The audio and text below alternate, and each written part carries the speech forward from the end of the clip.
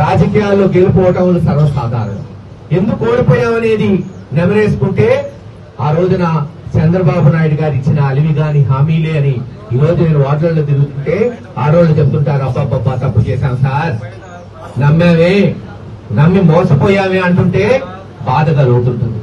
అలా చెప్పాము జగన్మోహన్ రెడ్డి గారు. అందరం కార్యకర్తలు ఇంటింటి తిరిగి, అమ్మా ఇదిగో ఇది వస్తుంది మీకు, ఇంకా ఇలాకంగా సహాయం చేస్తాం, ఇదిగో చంద్రబాబు నాయుడు గారు అబద్ధాలు చెప్తున్నాడు, నమ్మద్దు అంటే పాపం ప్రజలు ఆశాజీవి, మనుషులు ఆశపడుతుంటారు, ఆశపడ్డారు, ఓట్లు వేశారు. ఈ రోజేమో ఇందాక శివ చెప్పినట్టు పాలిచ్చే ఆవుని మరి వెనక్కి దాన్ని ఎగిరిదాన్ని ఆంబోతం తెచ్చుకున్నామని ప్రతి ఆడపడుచు ఈ రోజు కన్నీళ్లు పెట్టుకుంటున్నారు. ఈ రోజు ఏదైనా పథకం అడిగితే అయిపోయింది ఇచ్చేసాం, నాలుక మందం అంటున్నారు చంద్రబాబు నాయుడు గారు. చంద్రబాబు నాయుడు గారు కాదా ఇంటికి 1500 నెలకి, సంవత్సరానికి 18,000 ఇస్తానన్నాడా లేదా? ఇప్పటికి 2 సంవత్సరాలు అయిపోవచ్చు. 24 నెలలు, 24 నెలలంటే దాదాపు 36,000 రూపాయలు ఒక్కొక్క ఇంటికి రావాల్సింది ఇప్పటి వరకు ఇవ్వలేదు. ఇంక ఇస్తాడో లేదో కూడా తెలియదు. ఇంటికో ఉద్యోగం వచ్చే వరకు నిరుద్యోగ వృత్తి 3,000 అన్నాడు. అంటే సంవత్సరానికి 36,000, 2 సంవత్సరాల్లో 72,000 చదువుకున్న విద్యార్థులు నష్టపోయారు. గ్యాస్ ఇస్తాం 3 గ్యాస్ ఇస్తాం అని గ్యాస్ కొట్టాడు. ఇక్కడ మన ఎమ్మెల్యే కూడా ఎరపతిరేని గారు అన్నారు, ఇంటికో గ్యాస్ సిలిండర్ ఇస్తా అని. గ్యాస్ కొట్టడం తప్పితే గ్యాస్ ఇచ్చింది లేదు. అమ్మఒడి అరాకొర ఎప్పుడు వస్తుందో తెలియదు. లేదు రైతు భరోసా పేరు మార్చుకున్నారు, అది కూడా అంతంత మాత్రం. ఇలాగ అన్ని పథకాలకు తూట్లు పొడుస్తూ ఈ రోజున వ్యవసాయ లాభసాటిగా ఉందంటే అది అంతంత మాత్రం. పంటలు పండితే గిట్టుబాటు ధర ఉండదు, గిట్టుబాటు ధర ఉంటే పంటలు సరిగ్గా పండవు. ఇది చంద్రబాబు గారి నాయకత్వంలో ఈ ప్రాంత పరిస్థితి. మరి ఏం జరుగుతుంది ఈ రాష్ట్రంలో అంటే అందరి మీద అప్పు చేస్తున్నాడు. ఊహించండి, ఒక్క అమరావతి కొరకు ఒక్కొక్కరి మీద 2 లక్షల కోట్లు అప్పు చేయబోతున్నారు. అంటే ఒక్కొక్కడి మీద 30,000 నుంచి 40,000. ఒక్కొక్క మనిషి మీద, మీ ఒక్క కుటుంబం మీద కాదు, ఒక కుటుంబంలో 4 ఇద్దరు భార్య భర్త పిల్లలిద్దరు ఉంటే ఒక్కొక్కడి మీద 30 నుంచి 50,000 రూపాయలు అప్పులు చేసి తీసుకెళ్లి ఒక్క అమరావతిలో పెడతా అంట. ఎందుకు అమరావతి అంటే ఆయన 5,000 ఎకరాలున్నాయి, అది ఎకరం 20 కోట్లు అయ్యే వరకు ఆయన నిద్రపోడు, ఇక్కడ ఉన్నోళ్ళని నిద్రపోనివ్వడు రాష్ట్రంలో. ఇది జరుగుతున్న అభివృద్ధి. జగన్మోహన్ రెడ్డి గారు 17 మెడికల్ కాలేజీలు తీసుకొచ్చి విద్యపరంగా వైద్యపరంగా మరొక 2,000 కోట్లు పెడితే ఎన్ని పూర్తవుతాయంటే దానికి మటుకు డబ్బు లేదంటాడు. మరి అమరావతిలో 1,00,000 కోట్లు 1,50,000 కోట్లు ఖర్చు పెట్టడానికి మటుకు అప్పులు చేయడానికి డబ్బులు వస్తున్నాయి. అర్థం చేసుకోవాల్సిన పరిస్థితి. అందుకే మొన్న జగన్మోహన్ రెడ్డి గారు చెప్పారు, మరి విజయవాడ గుంటూరు మచిలీపట్నం కలుపుతూ రాజధాని చేయండి. ఎందుకు చెప్పాడు ఆలోచించండి. ఈ రోజున చర్చ మొదలైంది, తెలుగుదేశం నాయకుల్లో కలవరం మొదలైంది. ఎందుకు మొదలైందో మనం చూస్తున్నాం. తెలుగుదేశం కార్యకర్తలు కూడా గుంటూరు విజయవాడలో ఉన్నోళ్ళు చర్చిస్తున్నారు. గుంటూరు విజయవాడ మధ్య కనుక సచివాలయము హైకోర్టు కడితే గుంటూరు విజయవాడ కలిసిపోతే ఒక బ్రహ్మాండమైన విశ్వనగరం హైదరాబాద్ ఎలాగైతే హైదరాబాద్ సికింద్రాబాద్ కలిసి ఒక పెద్ద నగరం ఏర్పడిందో అలాగే విజయవాడ గుంటూరు ఏర్పడతాయి. అటు మచిలీపట్నం పోర్టు తీసుకొచ్చాడు జగన్మోహన్ రెడ్డి గారు. చెన్నైకి ఎలాగైతే పోర్టు ఉండటం వల్ల అనేక భారీ పరిశ్రమలు వచ్చినాయో అటువంటి పరిశ్రమలే మనకు రావడానికి వీలవుతుంది. కానీ ఇవన్నీ వస్తే బాగుపడేది ఎవరు?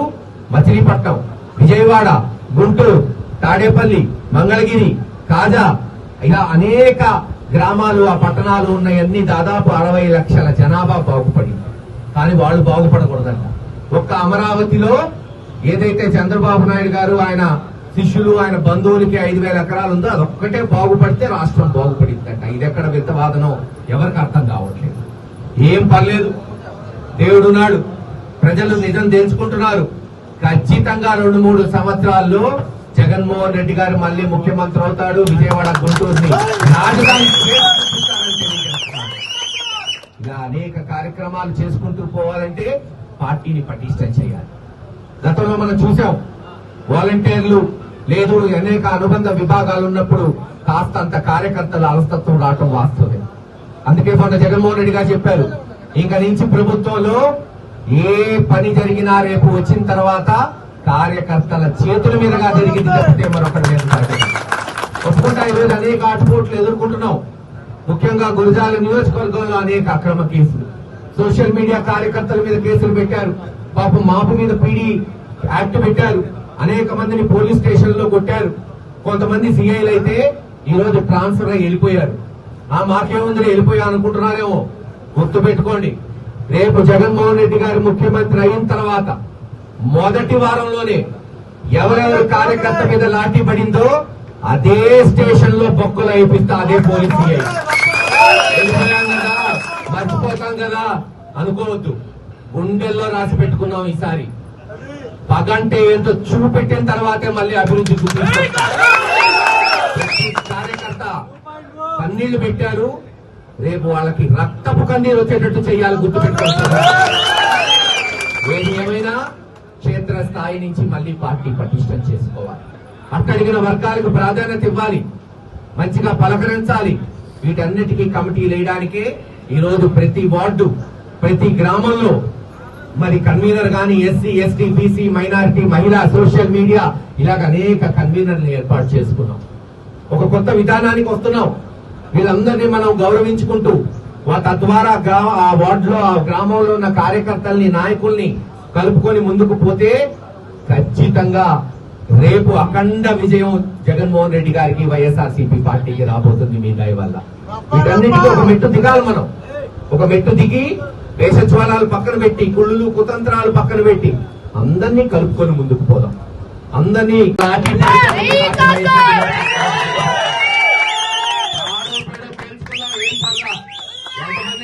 జైల్లో పెడతారు, ఎంతమందిని కొడతారు, ఒకరిని కొడతారు, ఇద్దరిని కొడతారు. 10,000 మంది తిరగబడితే పోలీస్ స్టేషన్ ఎత్తుక్కుండదు సోదరులారా, గుర్తుపెట్టుకోవాలి. కాపాల అందరం ఐకమత్యంగా పోరాడాలి. ఖచ్చితంగా రేపు స్థానిక సంస్థల్లో అందరం పోటీ చేయాల్సిందే, అందరూ పోరాడాల్సిందే, ప్రజలకి నిజం వివరించాల్సిందే.